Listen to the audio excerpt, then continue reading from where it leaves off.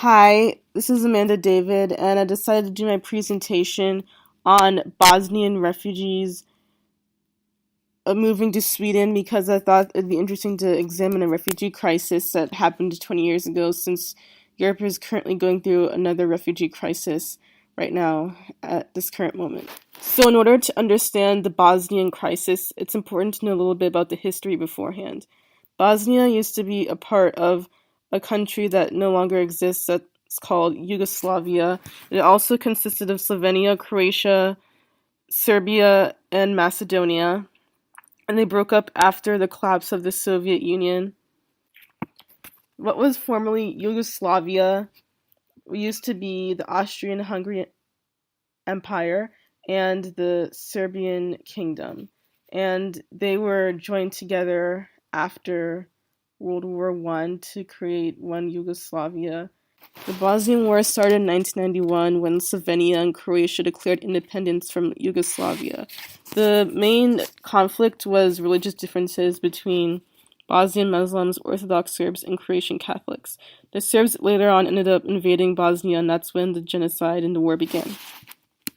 The genocide was fairly similar to the Holocaust, especially in terms of propaganda, because the government would oftentimes use false news in order to dehumanize the Bosnian Muslims and paint them in a very bad light.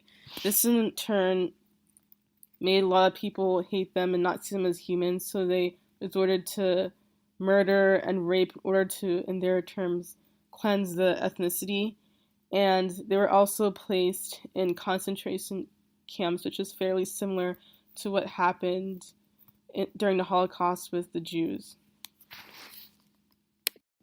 The lives of many Bosnians were turned into a war zone, and they wanted to escape from the daily violence, such as bombings and shootings, etc.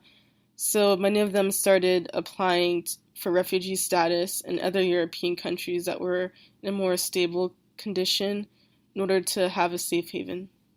Both the UN and the European Union received a lot of criticism from people for seemingly ignoring the issue, because basically at first they requested peace, but they didn't have any military intervention or anything of that matter. But this all changed in 1995 when the UN decided to send forces into Bosnia to recapture areas taken over by the Serbs.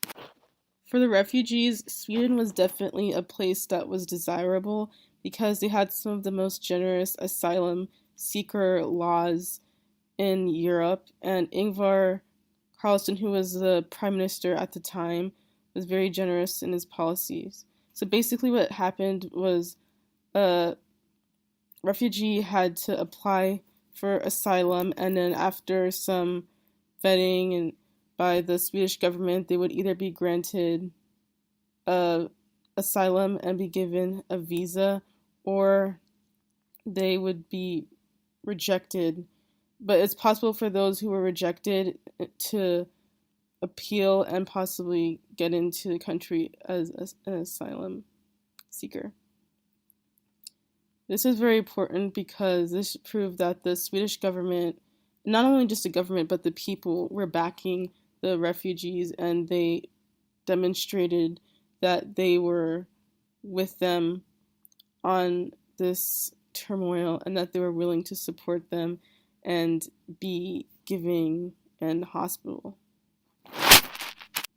Once their asylum request was approved, the refugees would move to Sweden, and at first they would start out in a refugee camp before they get sorted out to get a home and to integrate into Swedish society.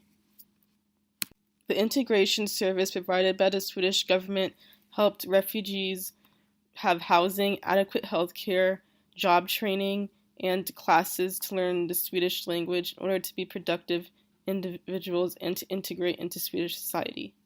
This, however, was met with negative criticism from a small yet sizable minority in the Swedish community. Some felt that, considering the recent Swedish bank failure, that the resources were best spent for people of Swedish citizenship that were born there to help them get back on their feet instead of refugees from a different country. Not too long before the crisis, the Swedish bank went through a crisis of its own when the housing bubble burst and many people lost their homes and many loans were defaulted. As a result, the Swedish government put more restrictions on who could get a loan, and this in turn helped improve the economy. However, this opposition was soon eradicated, and the Bosnian refugees were soon viewed as Swedish citizens, and they were able to fully unite and integrate into Swedish society. The crisis eventually came to an end after 1995 when military forces intervened and ended the conflict in Bosnia. The most important lesson to be learned from this is that it's important to focus on what makes us more alike instead of what makes us different.